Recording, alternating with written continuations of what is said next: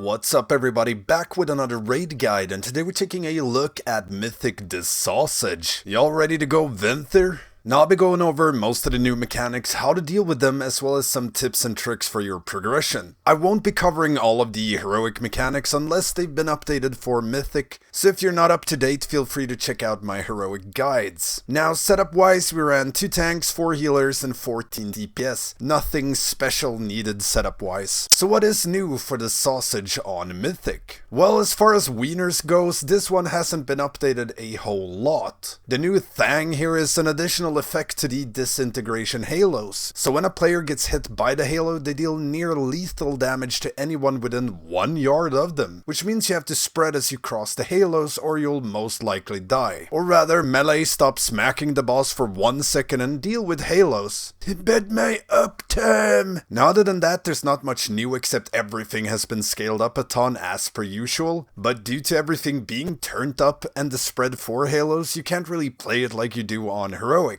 So let's address the Venthyr in the room. On Mythic, these halos hurts a metric ton, so to avoid having to eat all the halos, we instead want to blink over or skip as many as we can. Some classes and specs can do this au naturel, like monks with transcendence or those pesky mages with their blinks. However, if you can't blink over or the cooldown is too long, you can instead go Venthyr or Night Fae. Venthyr is the safer choice, if you will. It's extremely easy to use and you have it up for every halo pretty much. Night Fae works as well, but it is a bit harder to play, since you gotta position yourself correctly in order to blink and skip multiple halos, which is the goal. Now the DPS requirement is pretty much non-existent at this point, so yes, your class and or spec might suck as Venthyr, but it's a lot better than being dead. At least I think. I haven't done the math. Dead plus DPS equals no damn? Anyways, due to the nature of this fight, I'll go over it step by step. Now you want to split your raid in half for the staggering barrage soaks. So for example, you can have melee team soaks first barrage, range soak the second, and then you alternate for every single barrage for the rest of the fight. I've also heard that some guilds use immunes for this, because apparently if you have 19 players soak the first one, and then one person with an immune doesn't, the player without the soak debuff will always be targeted next, and can then just immune it. And since you have 19 people soaking the first one, the damage is minimal at best. We never tried this, and it really didn't seem needed, but hey, if you got tons of immunes, go for it. Next, you want to have an interrupt rotation for the ad that spawns, and make sure you have a few ranged DPS as backup kicks. These ads tends to spawn right before halos, and melee might be busy not dying. Selfish pricks. And lastly, on the topic of ads, whenever an ad spawns, everyone should swap to it instantly. Just target macro domination core to all your abilities. But for real, the faster these ads die, the better, and you never want them to spawn more than one set of puddles.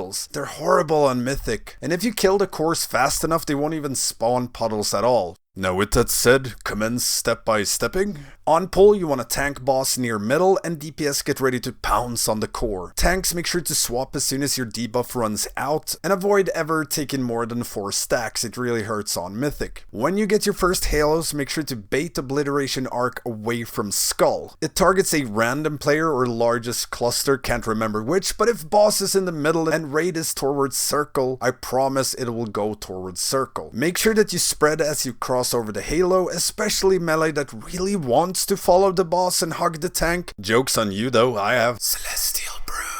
Anyways, following your second barrage, you get your first shield. Place a gateway on top of boss towards where we have our circle mark. And as soon as the shield breaks, everyone uses the gateway, because this just makes repositioning a lot faster. And healers, keep in mind that this shield phase deals a metric ton of damage to the raid, so make sure to have healing and raid cooldowns assigned for each of them. Now following the gateway, you want to tank boss to the side of circle mark and spawn the ad around the edge. So if you get puddles, they won't be in the way. On top of this, you want to always bait arc towards the X mark. And when you get your first halos here, you want raid to move closer to the star mark. And if the first halo spawns from skull mark, wait for it to cross the halo that comes from green, and then you want to Venthyr TP blink transcendence near the green mark, meaning you'll skip both halos and raid takes absolutely 0 damage. However, if the first halo comes from the green mark, you can't skip both from this position, so you just eat one of them and blink skip the other. We mostly skip the first one and animate the second halo here. You could potentially run across the entire platform and mirror this on the opposite side, but it's a very long run to do, so I'd advise against that. Keep pouncing on the cores and remember to keep them interrupted and keep nuking them while you're dealing with halos. They need to die fast, as there's always an ad that spawns right before halos, and I can't emphasize enough how much easier everything is if the ad dies fast. Continue baiting arc towards X and deal with the second set of halos the same way. Second shield is on circle.